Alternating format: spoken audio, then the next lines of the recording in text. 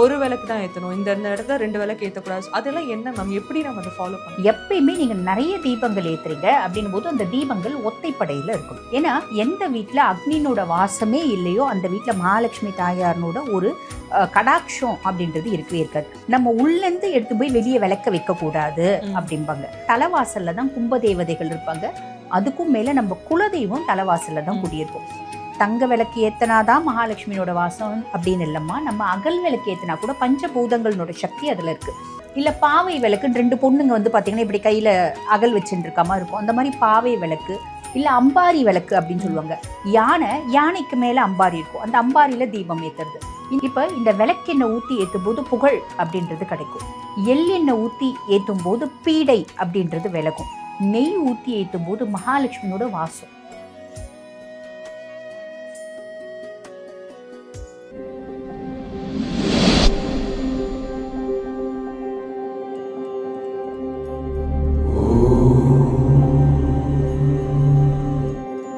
டேக்கு நேர்களுக்கு வணக்கம். இன்றைய நேர்காணலுக்காக நம்மோடு இணைந்திருக்கிறார் டாக்டர் தீபா அருளாளன். வணக்கம் மேம். வணக்கம். பொதுவாக வீட்டில இருந்து விளக்கேற்றும் பொழுது இப்படி ஏற்றக்கூடாதுன்னு சொல்லி விளக்கேற்றுறதுக்கே பலவிதமான முறைகள் சொல்லுவாங்க.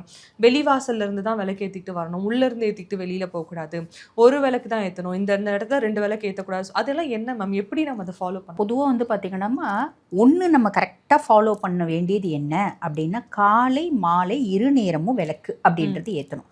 ஏன்னா எந்த வீட்டில் அக்னினோட வாசமே இல்லையோ அந்த வீட்டில் மகாலட்சுமி தாயாரனோட ஒரு கடாட்சம் அப்படின்றது இருக்கவே இருக்காது. இப்போ காலம் வந்து ரொம்ப மாறிட்டதுனால நிறைய பேர் காஃபி டீ கூட வீட்டில் போட மாட்டேன்றாங்க. நாங்கள் டயட்டிங்கில் இருக்கோம், காஃபி டீ இல்லை அப்படிங்கிறாங்க. சாப்பாடு நாங்கள் வெறும் ஃப்ரூட்ஸ் சாப்பிட்டுக்கிறோன்றாங்க. அதுக்கும் மேலே நாங்கள் ஆர்டர் பண்ணிக்கிறோன்றாங்க. இது வந்து பார்த்திங்கன்னா அவங்களோட வேலை நிமித்தமாக அவங்க செய்கிறாங்க அப்படின்றது உண்மை. ஆனால் வீட்டில் ஒரே ஒரு பாலாவது நம்ம காய்ச்சணும். அது விஷயம் நம்ம ஃபாலோ பண்ணிக்கணுமா. 2வது என்ன அப்படின்னா கண்டிப்பாக விளக்கு ஏற்றணும். இந்த விளக்கு ஏற்றுறதுல எப்பயுமே ஒத்தப்பட விளக்கு ஏற்றணும். இப்போ தீபாவளி வரப்போது நம்ம நிறைய விளக்கு ஏற்றணும். தீபங்கள் 1000 ஏற்றும் தினம் தீபாவளி அப்படிம்பாங்க. அப்போ 1000 விளக்கு தான் ஏற்றணுமா, நிறைய விளக்குகள் ஏற்றுறோம் அப்படின்றது வரிசைப்படுத்தி விளக்குகளை ஏற்றணும் அப்படின்றது விதி. நம்ம கார்த்திகை தீபத்தன்னைக்கு மட்டும்தான் நம்ம வரிசைப்படுத்தி விளக்குகள் ஏற்றுவோம் இல்லைங்களா. ஆனால் உண்மை என்ன அப்படின்னா எந்த விசேஷ நாட்கள்லையும் நிறைய தீபங்கள் ஏற்றுறது அப்படின்றது நல்லது. எப்பயுமே நீங்கள் நிறைய தீபங்கள் ஏற்றுறீங்க அப்படின்னும் போது அந்த தீபங்கள் ஒத்தைப்படையில் இருக்கணும். இப்போ வெளியே ஏற்றிட்டு தான் உள்ளே ஏற்றணும் அப்படின்றது எதுக்கு அப்படின்னா நம்ம மகாலட்சுமியை வரவேற்கும் பொருட்டு நம்ம உள்ளேருந்து எடுத்து போய் வெளியே விளக்க வைக்கக்கூடாது அப்படிம்பாங்க. அப்போ நம்ம வாசலில் விளக்கு வைக்கிற கலாச்சாரம் நம்மளுக்கு இருக்குது. ஏன் அப்படின்னா அந்த தலைவாசலில் தான் கும்பதேவதைகள் இருப்பாங்க. அதுக்கும் மேலே நம்ம குலதெய்வம் தலைவாசலில் தான் குடியிருக்கும். அப்போ தலைவாசலில் 2 விளக்கு வைக்கணும். அதுக்கப்புறம் வீட்டுக்குள்ளே வந்து நம்ம பூஜை ரூமில் வந்து பார்த்திங்கன்னா காமாட்சி அம்மன் விளக்கு 1 ஏற்றுறீங்க அப்படின்னா 1 மட்டுமே போதுமானது. இல்லை நாங்கள் குத்து விளக்கு ஏற்றுவோம், காமாட்சி அம்மன் விளக்கும் ஏற்றுவோம், இல்லைங்க நாங்கள் வந்து அகல் விளக்கு தான் ஏற்றுவோம், ஒரு பிரச்சனையும் இல்லை. எந்த விளக்கு உங்கள் வீட்டில் இருக்கோ அது ஏற்றலாம். தங்க விளக்கு வச்சுட்டு இருக்க கிளைண்ட்ஸ்லாம் கூட நான் பார்த்துருக்கேம்மா. தங்க விளக்கு நாங்கள் வீட்டில் ஏற்றுவோங்க, ஏன்னா மகாலட்சுமியோட வாசம். தங்க விளக்கு ஏத்தனாதான் மகாலட்சுமியோட வாசம் அப்படின்னு இல்லைம்மா. நம்ம அகல் விளக்கு ஏற்றினா கூட பஞ்சபூதங்களோட சக்தி அதில் இருக்குது. அது கூட மகாலட்சுமியோட வாசம் தான். அப்போ நம்ம வந்து தலைவாசலில் 2 விளக்கு ஏற்றுறோம். அதுக்கப்புறம் கிச்சனில் அடுப்பு மேலே ஒரு விளக்கு ஏற்றிட்டு நம்ம வந்து பார்த்திங்கன்னா பூஜை ரூமில் விளக்கு ஏற்றணும் அப்படின்றது ஐதீகம். தினம்தோறும் எங்களால் கிச்சனில் விளக்கு ஏற்ற முடியாதுமா அப்படின்ற பட்சத்தில் நம்ம தலைவாசலில் ஏற்றிட்டு பூஜை ரூமில் ஒத்த விளக்கு ஏற்றினா கூட பிரச்சனை இல்லை. ஒரு காமாட்சி அம்மன் விளக்கு ஏற்றினா கூட அதில் தப்பே இல்லை. அதுக்கும் மேலே நிறைய பேருக்கு சந்தேகமும் வரும், எண்ணெய் ஊற்றி விளக்கு ஏற்றலாம், அந்த சந்தேகமும் இருக்குது இல்லைங்களா. பொதுவாக விளக்கு அப்படின்னாலே நம்ம விளக்கெண்ணெய் ஊற்றி ஏற்றலாமா. அதே மாதிரி பார்த்திங்கன்னா எள்ளெண்ணெய் ஊற்றி ஏற்றலாம். இப்போ இந்த விளக்கெண்ணெய் ஊற்றி ஏற்றும் போது புகழ் அப்படின்றது கிடைக்கும். எள்ளெண்ணெய் ஊற்றி ஏற்றும் போது பீடை அப்படின்றது விலகும். நெய் ஊற்றி ஏற்றும் போது மகாலட்சுமியோட வாசம், ஐஸ்வர்யமும் கிடைக்கும் அப்படின்றது விதி. தேங்காய் எண்ணெய் ஊற்றி விளக்கேற்றுறதும் இருக்குது. பொதுவாக விநாயகருக்கு நான் வழிபாடு பண்ணுறேன், விநாயகரோட பூஜை செய்கிறேன், வாராகியை நான் தினம்தோறும் வழிபாடு பண்ணுறேன். இந்த மாதிரி விசேஷ தினங்களில் நம்ம வந்து பார்த்திங்கன்னா சில சங்கல்பம் எடுத்து செய்யக்கூடிய பூஜைகளில் நம்ம தேங்காய் எண்ணெய் ஊற்றியும் ஏற்றலாம். இழுப்பெண்ணெய் ஊற்றி ஏற்றுறது உண்டு. ஈசனை வழிபாடு பண்ணுறவங்க இழுப்பெண்ணெய் ஊற்றி ஏற்றுவாங்க. அதுக்கும் மேலே இழுப்பெண்ணெயை ஊற்றி ஏற்றும் போது நமக்கு வந்து பார்த்திங்கன்னா குடும்பத்தில் சுபிக்ஷம் பெறும் அப்படின்றது ஐதீகம்.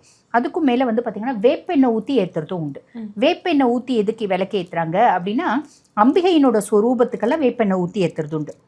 அதுக்கும் மேலே வீட்டில் எதிர்மறை ஆற்றல்கள் நிறைய இருக்குது, தீய சக்திகள் இருக்குது, வீட்டில் நிறைய பிரச்சனைகள் இருந்துகிட்டே இருக்குது. சிலர் வீடு பாருமா ரொம்ப நல்லவங்களா இருப்பாங்க, நிறைய இறை வழிபாடு இருக்க குடும்பமாகவும் இருக்கும், யாரையும் கெடுக்க மாட்டாங்க, யாருக்கும் துரோகம் பண்ண மாட்டாங்க, அவங்க பாட்டும் சிவனேன்னு இருப்பாங்க. ஆனால் குடும்பத்தில் ஒரு நாளும் நிம்மதி இருக்காது. காலையில் ஒரு பிரச்சனை, சாயங்காலம் ஒரு பிரச்சனை, நைட்டு ஒரு பிரச்சனை, கணவரால் பிரச்சனை, பிள்ளைங்களால் பிரச்சனை, சொந்தத்தினால பிரச்சனை, அப்படி அவங்க ரொம்ப அந்த குடும்ப தலைவிகள் கஷ்டப்படுவாங்க. அந்த மாதிரி குடும்ப தலைவிகள் என்ன பண்ணலாம் அப்படின்னா, அம்பிகையினோட ஃபோட்டோ வச்சு அம்பிகைக்கு முன்னாடி வந்து பார்த்திங்கன்னா இந்த வேப்பெண்ணெய் விளக்கு ஏற்றும் போது அந்த மாதிரி பிரச்சனைகள் வருது அப்படி நம்ம திருஷ்டினால் வரலாம், ஓம்பல்னால வரலாம், நம்மளை பார்த்து நம்மளோட உறவுக்காரங்களே வயிறெறியலாம், அக்கம் பக்கத்து வீட்டால் வயிறெறியலாம், ஆமாம் பொறாமை, பொச்சரிப்பு, இல்லை நம்மளோட சுய ஜாதக பிரகாரம் நம்மளுக்கு நேரம் சரியில்லாமல் இருக்கலாம், கிரகங்களோட கோளாறு இருக்கலாம், இல்லைன்னா செய்வினை தோஷங்கள் இருக்கலாம். இப்படி எது இருந்தாலும் அம்பிகையை வந்து பார்த்திங்கன்னா சாந்த ஸ்வரூபினியாக வச்சு நம்ம விளக்கேற்றுறது அப்படின்றத விட அம்பிகையினோட உக்கிர தெய்வம் ஃபோட்டோ, உதாரணத்துக்கு நம்ம சொல்லணும் அப்படின்னா பிரத்யங்கரா தாயார், அப்ராஜிதா. பிரத்யங்கராவை பற்றி என்ன சொல்லுவாங்க அப்படின்னா அப்ராஜிதா அப்படின்னு சொல்லுவாங்க. அப்படின்னா என்னென்னா யாராலும் வெல்ல முடியாதவள் அப்படின்றது அந்த பேர்லேயே அர்த்தம் உண்டு.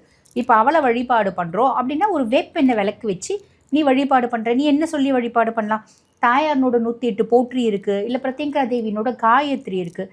இப்படி ஏதாவது சொல்லி நீ ஒரு 48 நாள் வழிபாடு பண்ண அப்படின்னா கூட உன்னை சுற்றி இருக்க பிரச்சனைகள் குறையிறத உங்களால் பார்க்க முடியும். இந்த மாதிரி நிறைய விஷயம். இன்னும் ஒரு சிலர் வந்து பாருங்க, இந்த 5 கூட்டின எண்ணெய் அப்படின்னு சொல்லுவாங்க இல்லைங்களா, எல்லாத்தையும் சேர்த்து. ஆமாம், வேப்பெண்ணெய், விளக்கெண்ணெய், இழுப்பெண்ணெய், தேங்காய் எண்ணெய், நெய், இந்த மாதிரி இந்த 5லையும் ஒவ்வொருத்தவங்க ஒவ்வொரு காம்பினேஷனும் போடுறது உண்டு. போடலாம். இது அத்தனையும் சேர்ந்து போடும்போது மக்கள் என்ன நினைப்பாங்கன்னா, ஒவ்வொன்றுத்துக்கும் தனித்தனியாக போடுறதுனோட வரக்கூடிய பலன் இது 5ம் சேர்த்து பண்ணும்போது கிடைக்கும் அப்படின்னு நினைப்பாங்க. அது உண்மைதான், தாராளமாக செய்யலாம். இந்த 5ம் கூட்டின விளக்கு அப்படின்றது நம்ம எல்லா கடவுளுக்கும் பொதுவாக ஏற்றிக்கலாம். இப்போ என்னன்னா விளக்குன்றதை தாண்டி எண்ணெய்க்கு பின்னாடி இவ்வளவு விஷயம் இருக்கு. ஒரு சிலர் வந்து குத்து விளக்கெல்லாம் வாசல்ல வச்சு ஏத்துவாங்க, பண்டிகை நாட்கள்ல ஏத்துவாங்க, அது கூட ஓரளவு ஓகே. ஆனா தினந்தோறும் குத்து விளக்க வாசல்ல வச்சு ஏத்துறது அப்படிங்கிறது ஓகேவா? ஏத்தலாமா, ஏத்தக்கூடாது அப்படின்னு இல்லம்மா. பொதுவா வந்து பாருங்க, தீபத்தினோட ஜொலியில தான், அந்த ஒளியில தான், அந்த ஜுவாலையில தான் மகாலட்சுமி வாசம் பண்ற அப்படின்றது ஐதீகம். அப்போ நம்ம வந்து கரெக்டாக சொல்லணும் அப்படின்னா வீட்டு வாசலில் நம்ம குத்து விளக்கு வச்சு ஏற்றுறத விட 2 அகல் விளக்கு ஏற்றிக்கலாம், இல்லை குபேர தீபம் மாதிரி ஏற்றிக்கலாம், இல்லை பாவை விளக்குன்னு 2 பொண்ணுங்க வந்து பார்த்திங்கன்னா இப்படி கையில் அகல் வச்சுட்டு இருக்க மாதிரி இருக்கும், அந்த மாதிரி பாவை விளக்கு, இல்லை அம்பாரி விளக்கு அப்படின்னு சொல்லுவாங்க. யானைக்கு மேலே அம்பாரி இருக்கும், அந்த அம்பாரியில் தீபம் ஏற்றுறது, இந்த மாதிரி விளக்கெல்லாம் ஏற்றுறதுன்றது ஏற்றிக்கலாம். அது வந்து பார்த்திங்கன்னா என்னோட விருப்பம் தான். நான் வந்து கடவுள் மேலே ரொம்ப பக்தி இருக்குது, என் குலதெய்வத்துக்கு நான் தினந்தோறும் குத்து விளக்கு ஏற்றணும்னு நினைக்கிறேன், அப்போ நான் குத்து விளக்கு ஏற்றிக்கலாம். ஏற்றக்கூடாதுன்னு இல்லை, ஆனால் அதை விட பெஸ்ட் என்ன அப்படின்னா அதில் சில வந்து பார்த்திங்கன்னா நடைமுறை இடையூறுகள் அப்படின்றது இருக்குது. இப்போ வீட்டில் குழந்தைங்க இருக்க வீடாக இருக்குது அப்படின்னு வச்சுக்கோங்கம்மா, 2 குத்து விளக்கு இருக்குது, குழந்தைங்க இப்படி போகும்போது கீழே தள்ளி விட்டுருவாங்க, அப்போ நெருப்பு வந்து தொற்று பிடிக்கிறது, அந்த மாதிரி பிரச்சனைகள் ஏற்பட வாய்ப்பு இருக்குது. அகல் விளக்கு அப்படின்போது ரொம்ப ஓரமாக நம்ம வச்சிடலாம், அது சௌகரியம் ஜாஸ்தி குத்து விளக்கை விட. சௌகரியத்தை பார்க்கும்போது நம்ம சின்ன விளக்கு, அகல் விளக்கு ஏற்றுறது நல்லது. இப்போ எனக்கு ஆடம்பரத்தை பார்க்குறேன், அதுக்கும் மேலே எனக்கு பிடிச்சிருக்கு அப்படின்னா நம்ம அதை பற்றி யோசிக்கணுன்ற அவசியம் இல்லை, ஏற்றக்கூடாது அப்படின்னு இல்லைம்மா. விளக்கேற்றும் முறைன்ற ஒரு சந்தேகத்தையும் தாண்டி இந்த எண்ணெய் ஊற்றி விளக்கேற்றது மூலயமா இந்த நல்லது கிடைக்கும், இந்த பிரச்சனைகள் நீங்கும் அப்படிங்கிறத ரொம்ப அழகாக சொல்லியிருக்கீங்க. ரொம்ப நன்றி. நன்றி.